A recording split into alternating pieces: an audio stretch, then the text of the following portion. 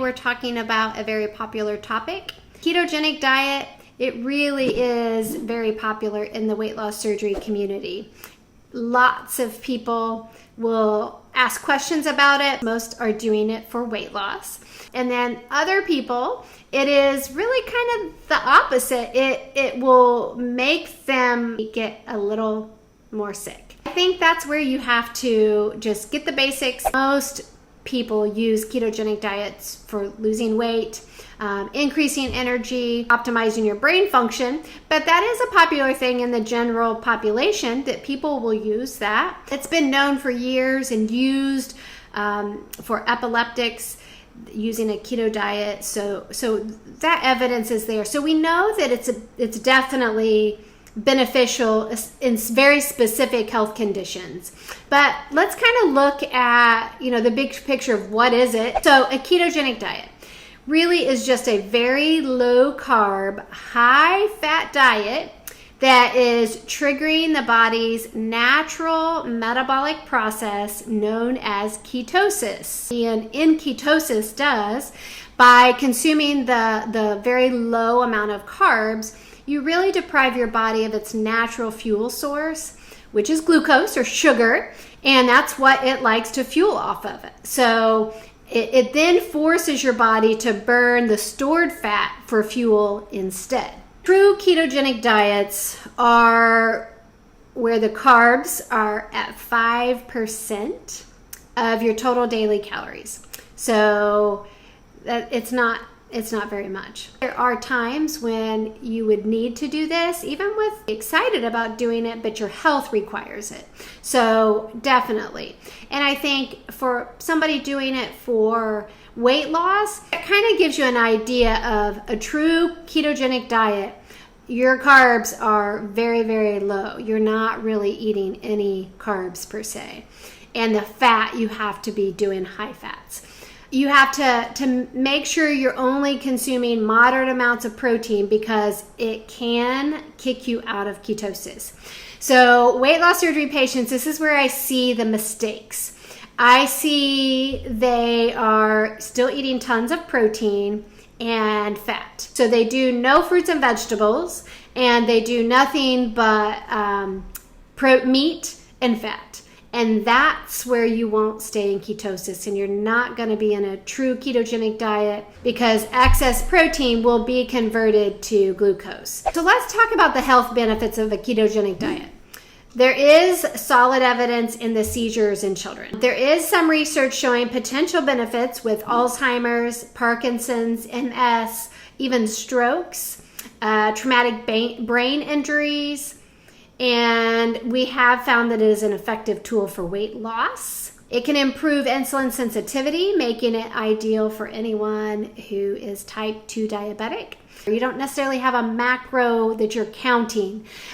You're just making good whole real food choices, and you're not eating a ton of carbs. A moderate or small amount of protein, you're eating at least some type of green vegetable and a small amount of fruit. It provides different nutrition, and you can't get that from proteins, fats, or vegetables. So it's not that you want to avoid them 100%. You just have to weave them in and do them, on a daily basis, but not extremes. There's another study back in 1987 that was able to show that a ketogenic diet resulted in reduced tumor growth.